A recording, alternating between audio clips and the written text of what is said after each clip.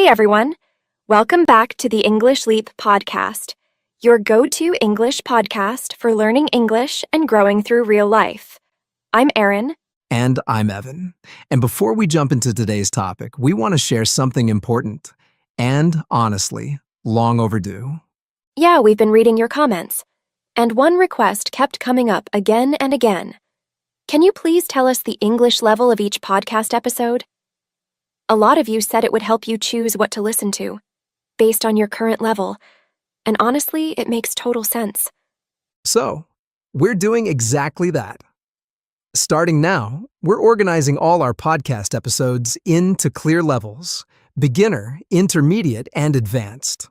You'll see the level mentioned in the thumbnail of each video, and we're also creating separate playlists for each level to make it super easy to navigate. Exactly. So if you're just starting out, or if you're ready for a challenge, you'll always know which episode is right for you. No more guessing. And speaking of the right episode, today's one is perfect for intermediate B1 learners. We're talking about something we all think about: money and happiness. Yep, we all think about it. We work hard, save money, dream big. But is money really the key to happiness? Or is it just part of the puzzle? That's what we're exploring today, and to help us understand it in a deeper, more personal way, we're passing the mic to Crystal. She's going to share a short story or a powerful piece of listening practice around the theme of money and happiness. Something you can listen to, learn from, and maybe even shadow for practice. But hey, stick around till the end, because Crystal will also do a vocabulary breakdown of useful words and expressions from today's episode. Super helpful for boosting your English naturally.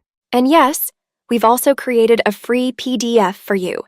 It includes comprehension questions, grammar practice, vocabulary exercises, and a little reflection prompt so you can use what you learn.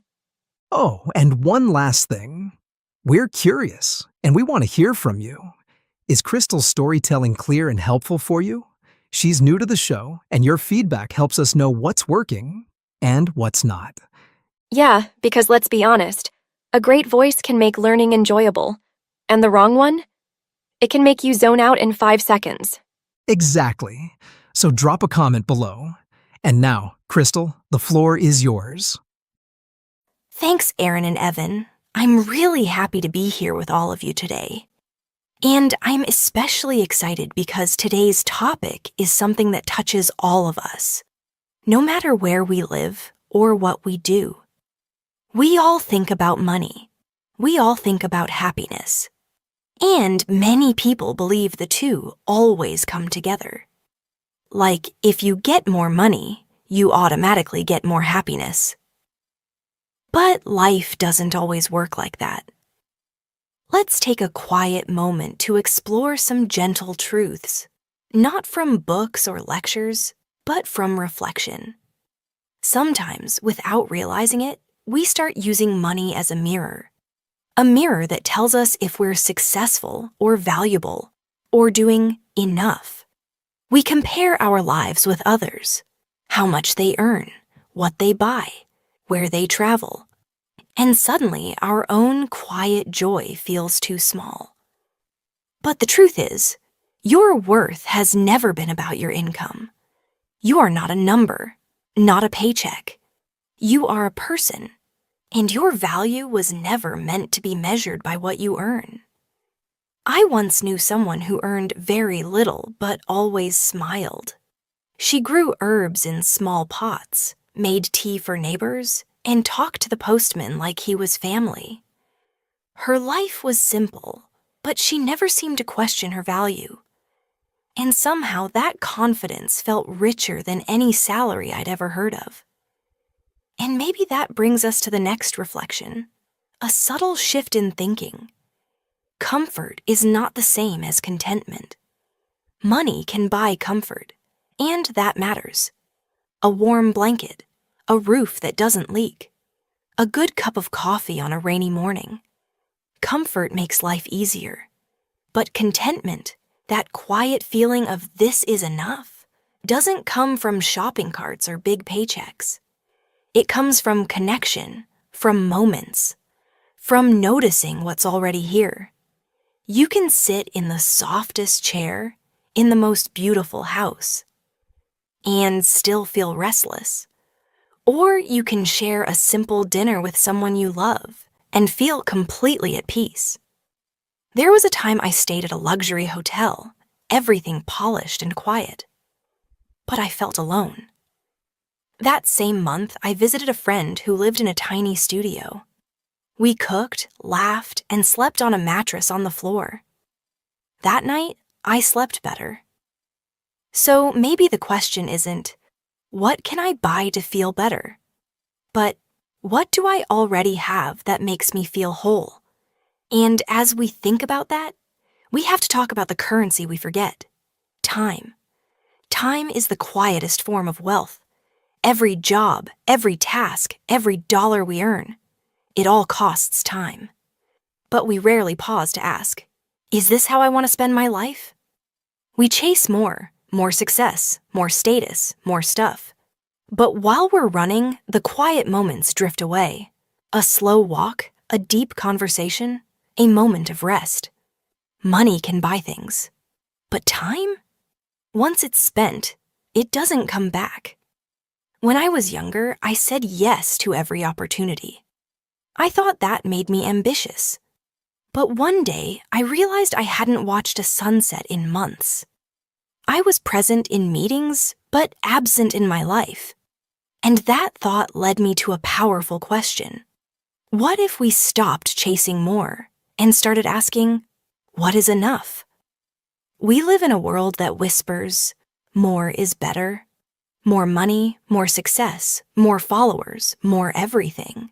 But we rarely stop to ask a softer, wiser question. What is enough for me? Enough doesn't have to mean average. It means peaceful.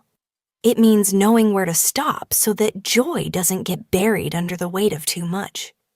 One of the most content people I've ever met had a one-bedroom flat, a second-hand bike, and no social media. But every morning, he brewed his coffee slowly, fed the birds outside his window, and read poetry. That was his version of enough. So pause for a moment and ask yourself gently, what does enough look like in my life? And once we understand enough, we realize we often have something worth giving, even if it's small. There's a quiet joy in giving, not out of pressure or guilt, but from the heart. Whether it's a kind word, a small gift, or a helping hand, sharing what we have reminds us that we're connected. And the beautiful part? Giving doesn't shrink your happiness. It expands it. People who give, even just a little, often feel more purposeful, more fulfilled, more human. Because when we lift someone else, we rise too.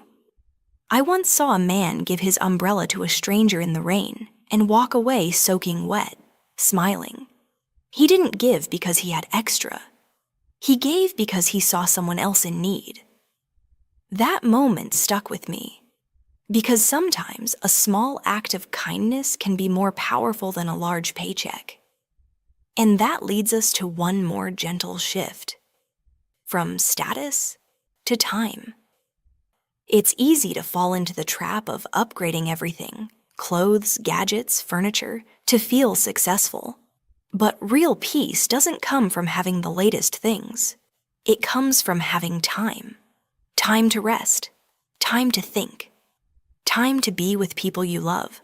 So instead of using money to impress, what if we used it to slow down, to take a day off, to say no to burnout, to create space in our lives instead of clutter?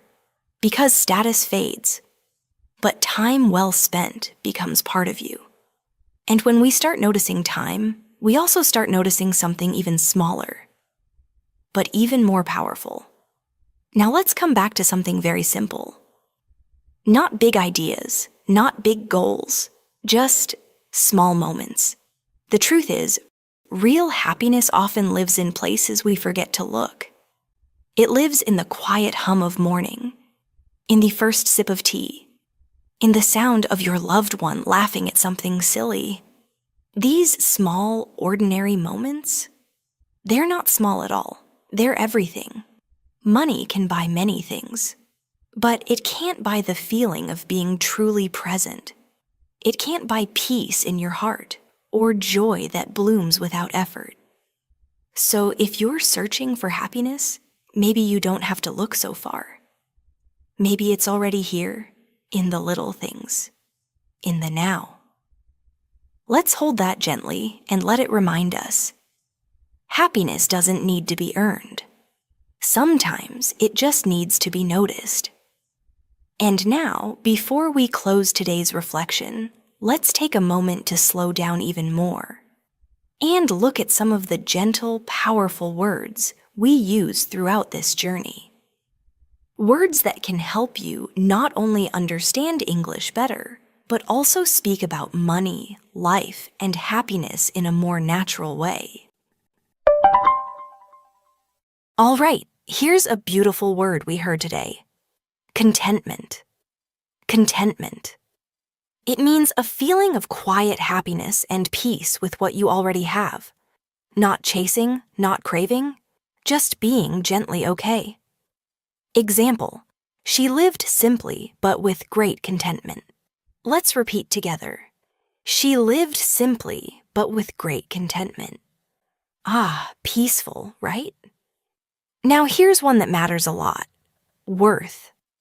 Worth. This word is about value, not money, but personal value. When we say you are worthy, we mean you matter, no matter your income. Example, your worth is not based on your salary. Say it with me. Your worth is not based on your salary. Beautiful. Let's talk about this one. Restless. Restless. It means you can't relax. You feel uneasy, like something's missing. It often shows up when life looks good on the outside, but feels empty inside. Example, even in his big house, he felt restless. Let's try that together.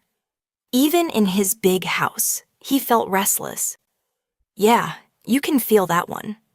Here's one we all know too well. Clutter. Clutter. Clutter means too much stuff, in your room or even in your mind.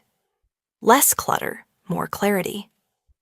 Example, she wanted less clutter and more peace in her life. Repeat after me. She wanted less clutter and more peace in her life. Nice and simple. This one's soft but powerful. Presence. Presence. It means being fully there, not distracted, not thinking about the past or future, just present. Example, real happiness comes from presence, not presence. Say that with me. Real happiness comes from presence, not presence. That one's a keeper. Ready for another? Chase. Chase. To chase means to run after something, usually a goal or desire. Sometimes we chase more money, more success, and forget to rest. Example, we spend years chasing more without asking if it makes us happier. Let's say it together. We spend years chasing more without asking if it makes us happier. Important to remember. Here comes a gentle one. Enough. Enough. Enough means sufficient. Not too little, not too much. Just right. Example, she finally realized she had enough to be happy. Let's repeat that. She finally realized she had enough to be happy. Beautiful truth. Next is one we need to watch for. Burnout. Burnout. Burnout is what happens when we push too hard for too long and feel drained. Example, he said yes to everything until burnout hit him. Say it with me. He said yes to everything until burnout hit him. Take care of yourself, okay? And finally, this soft expression. Drift away. Drift away. It means something slowly disappears, like time or peace when we're too busy.